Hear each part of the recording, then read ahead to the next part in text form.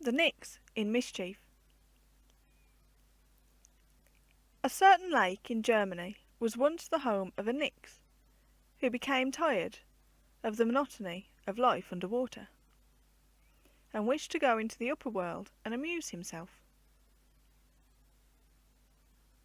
His friends and relations all tried to dissuade him. "Be wise," said they, "and remain where you are safe, seeing that no business summons you from the lake. Few of our kindred have had dealings with the human race without suffering from their curiosity or clumsiness, and do them what good you may, in the long run you will reap nothing but ingratitude. From how many waters have they not already banished us? Wherefore let well alone, and stay where you are." But this counsel did not please the Nix, as indeed there is no reason to suppose that advice is more palatable under water than on dry land, and he only said, "I shall not expect gratitude, for I have no intention of conferring benefits, but I wish to amuse myself. The dwarfs and kobolds play what pranks they please on men and women, and they do not always have the worst of it. When I hear of their adventures, the soles of my feet tingle. This is a sign of travelling. And am I to be debarred from fun because I live in a lake instead of a hill?" His friends repeated their warnings, but to no purpose.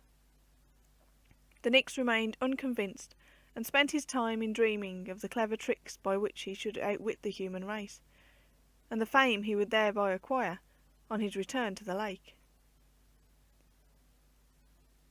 Mischief seldom lacks opportunity, and shortly after this it happened that a young girl came down to the lake for water to wash with, and dipping her pail just above the Nix's head, in a moment he jumped in and was brought safe to land.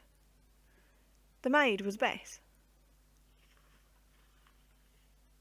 the washerwoman's daughter, and as she had had one good scolding that morning for oversleeping herself, and another about noon for dawdling with her work, she took up the pail and set off home without delay.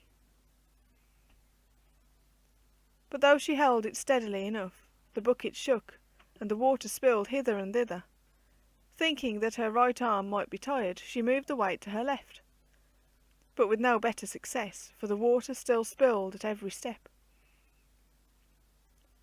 "One would think there were fishes in the pail," said Bess, as she set it down.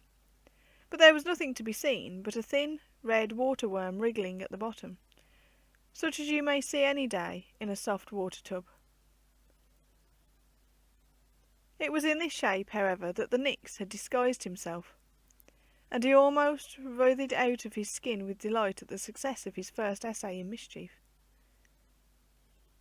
When they once more set forward, the Nix leaped and jumped harder than ever, so that not only was the water spilled, but the maiden's dress was soaked, and her tears dropped almost as fast as the wet dripped from her clothes. "The pail is bewitched," cried the poor girl. "How my mother will beat me for this, and my back aches as if I were carrying lead, and yet the water is nearly half gone." "This is something like fun," laughed the Nix. "When I go home and relate my adventures, no dwarf's pranks will be named again." But when Bess looked into the pail, he was the same slimy, stupid-looking worm as before. She dared not return to the lake for more water. "For," said she, "I should be as much beaten for being late as for bringing short measure, and have the labour to boot." So she took up her burden again, and the Nix began his dance afresh, and by the time they came to their journey's end there was not a quart of water in the pail. "Was ever a poor woman plagued with such a careless hussy?" cried the mother when she saw the dripping dress, and as Bess had expected, she seasoned her complaints with a hearty slap. "And look what she calls a pailful of water," added the mother with a second blow.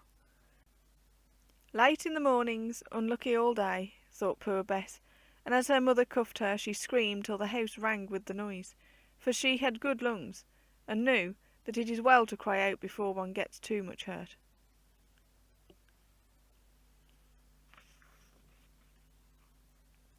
Meanwhile, the nix thought she was enduring agonies, and could hardly contain his mischievous glee, and when the woman bade her warm some water quickly for the wash, he was in no way disturbed, for he had never seen boiling water, and only anticipated fresh sport as he slipped from the pail into the kettle.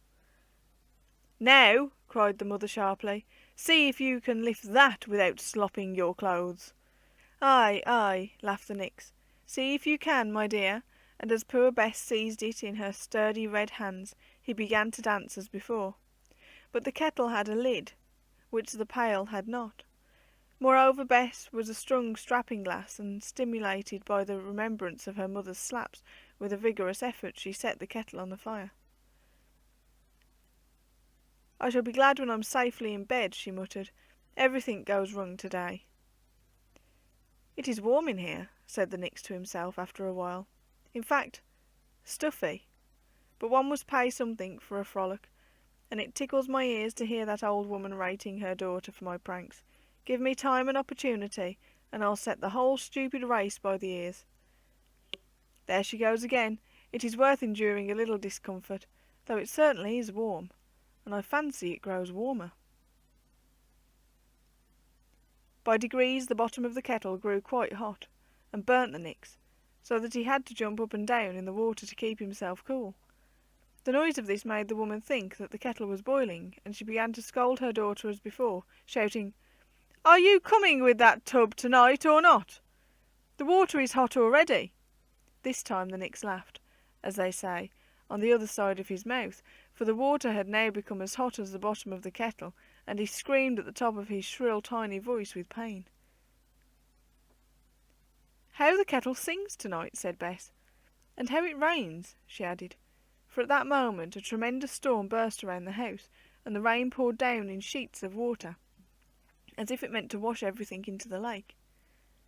The kettle now ready to boil, and the lid danced up and down with the frantic leaping and jumping of the agonised nix, who puffed and blew till his breath came out of the spout in clouds of steam. "If your eyes were as sharp as your ears, you'd see that the water is boiling over," snapped the woman, and giving her daughter a passing push, she hurried to the fireplace and lifted the kettle onto the ground. But no sooner had she set it down than the lid flew off, and out jumped a little man with green teeth and a tall green hat, who ran out of the door wringing his hands and crying,